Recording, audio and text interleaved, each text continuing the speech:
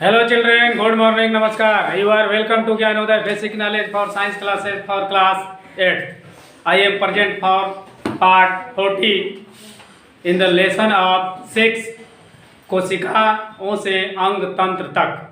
तो आइए क्लास 8 के लेसन 6 में हमें पढ़ना है आज कि कार्य के आधार पर जंतु कोशिका कितने प्रकार के होते हैं।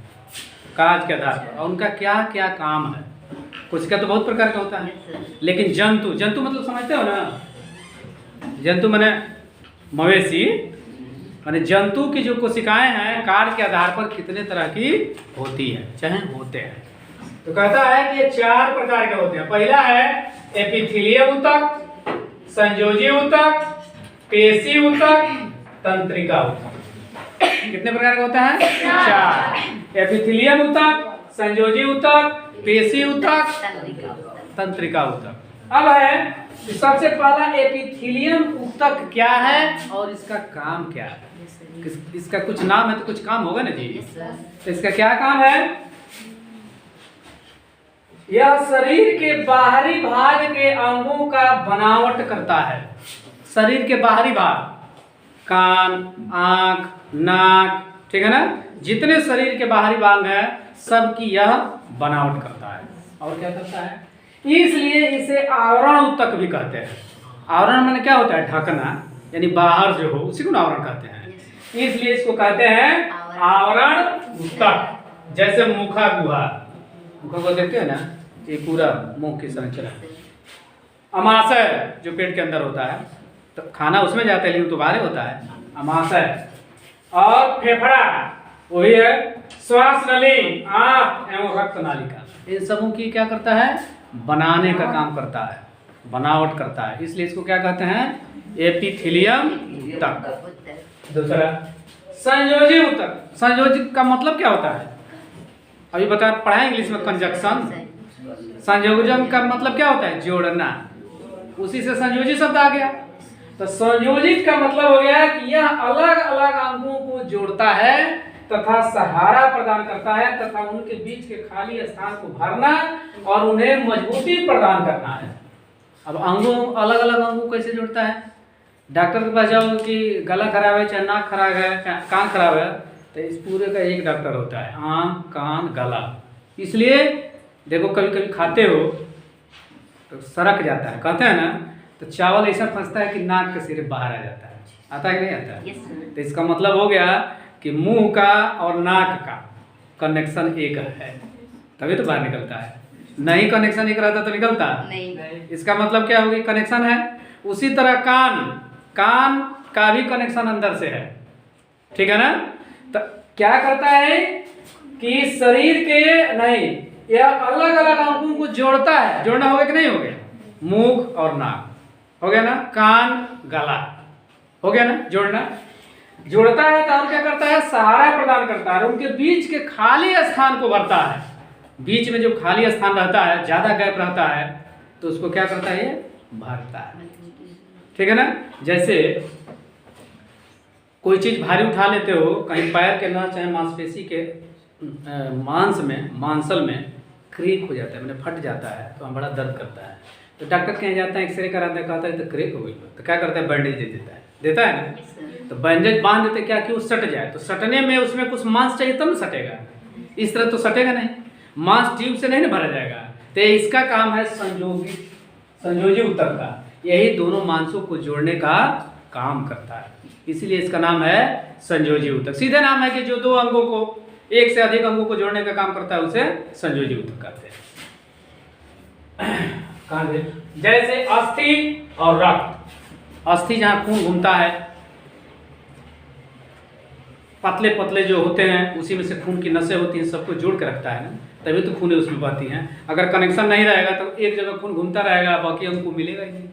इसका मतलब सब कनेक्शन का, सब अंगों से सब अंगों का कनेक्शन है, तभी खून एक जगह इंजेक्शन डॉक्टर दे देता है बुखार हुआ तो पूरे शरीर में दौड़ जाता है। अगर कनेक्शन नहीं रहता तो दौड़ता है। इसका मतलब है सभी अंगों का सभी अंगों से कनेक्शन है।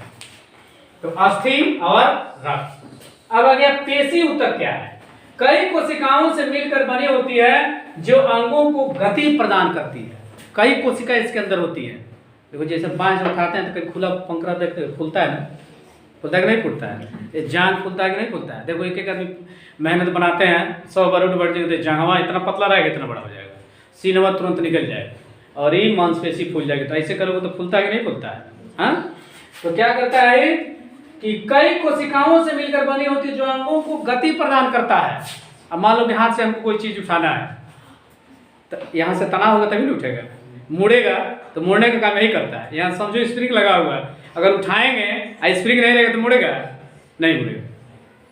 तो क्या किया, अंगों को गति प्रदान करता है, इसलिए इसे पेशी ऊतक। पेशी ऊतक क्या करता है, अंगों को गति प्रदान करता है तथा कई कोशिकाओं से मिलकर बना होता है। अब आ जाइए तंत्रिका ऊतक क्या है। तंत्रिका का मतलब सही है, इसका कार्य शारीरिक संवेदना को शरीर के एक भाग से दूसरे भाग तक पहुंचाने का कार्य करता है, इसलिए इसे तंत्रिका ऊतक कहते हैं। एक भाग से दूसरे भाग, कांटा चुभ गया, पैर में चुभता है ना जी, तुरंत ब्रेन को सूचना मिल जाती है। तो सूचना कौन देता है, तंत्रिका ऊतक। कहीं से कोई मार दिया, चोट लग गया, तो चोट लगने का आवाज, चोट तो यहाँ लगती है तो एक क्यों चिल्लाता है, इसको नहीं चिल्लाना चाहिए था। तो इसका मतलब है कि इसको ये सूचना देता है, पहुंचाता है नहीं, तो इसलिए इसको क्या कहते हैं, तंत्रिका ऊतक। जो हमारी संवेदनाओं को, संवेदना का मतलब ये हो गया कहीं से चोट लग गया, कांटा चुभ गया, कोई मार दिया, बिच्छी मार दिया, सांप काट लिया, गर्म ठंडा लग गया, लू लग गया, ठीक है, कहीं जा रहे हो कहीं से झटका लग गया, तो सारी सूचनाओं का वो हमको ब्रेन तक पहुंचता है ना। तो किस कौन पहुंचाता है, यही तंत्रिका ऊतक है। तंत्रिका ऊतक जिसका खराब हो जाएगा, कोई सूचना नहीं मिलेगी, आदमी एकदम शिथिल हो जाएगा, 10 बार चिल्लाता रहा सुनेगा ही, ठीक है।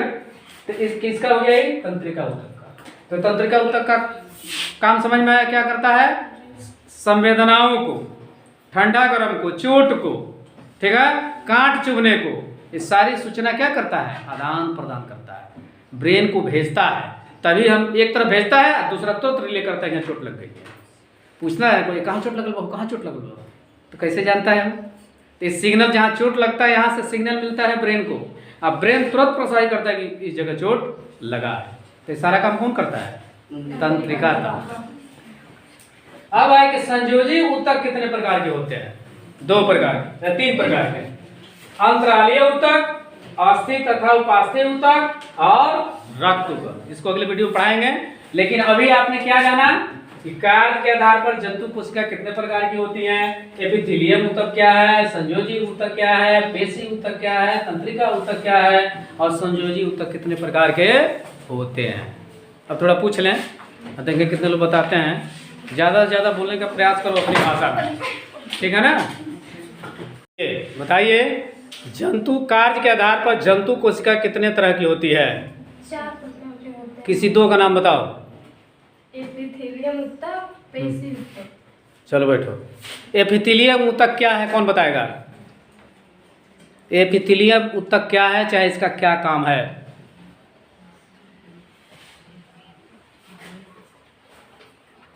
बोलो जल्दी जल्दी।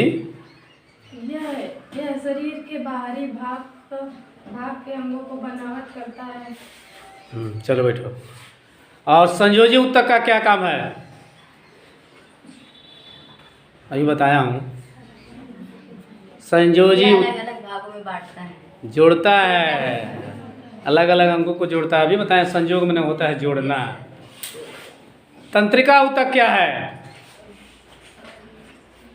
विशाल, तंत्रिका ऊतक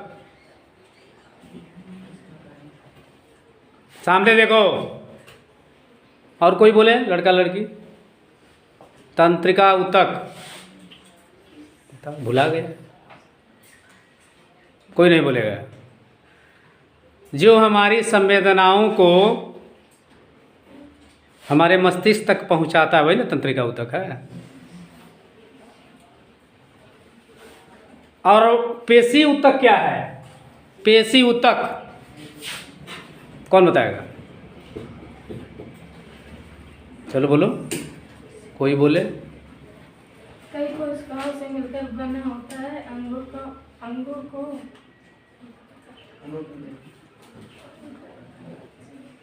गति प्रदान करता है। हाँ, गति प्रदान करता है, मजबूती प्रदान करता है।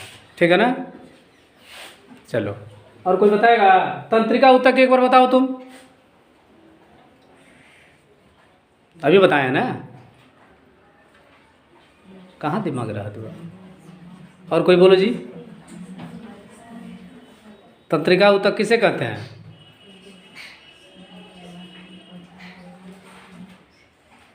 अभी बताएं, भूल गए सब।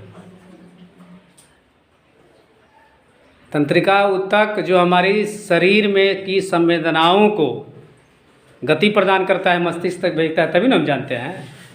ये कहने नहीं आता है। चलो चलो, बताए उनको भी धन्यवाद, नहीं बताए उनको भी धन्यवाद। इसी तरह पढ़ोगे तो काम चलेगा।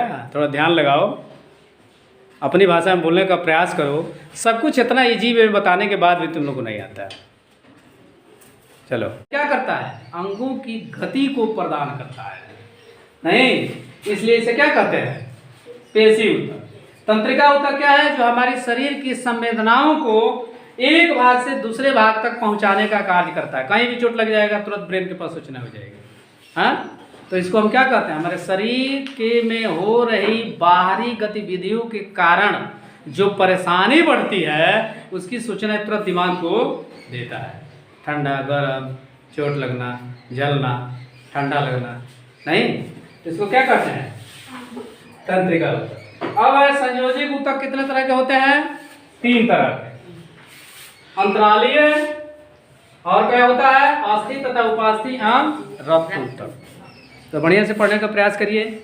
यह संक्षेप में हमको उम्मीद है कि अब समझ में आ गया होगा दोबारा समझाने के बाद। यदि यह पढ़ाई चाहे बताने की कला अच्छी लगती है तो मेरे चैनल, आपके चैनल, यूट्यूब चैनल को सब्सक्राइब करेंगे, वीडियो को लाइक करेंगे और अपने मोबाइल से दूसरे पर शेयर करेंगे, ताकि और लोग भी घर बैठे जो नहीं आते हैं इस जंतु ऊतक के विषय में पूरी जानकारी प्राप्त कर सके। मैं मिलता हूँ नेक्स्ट वीडियो में, तब तक के लिए thank you for watching video. Tata, bye bye, okay, नमस्कार।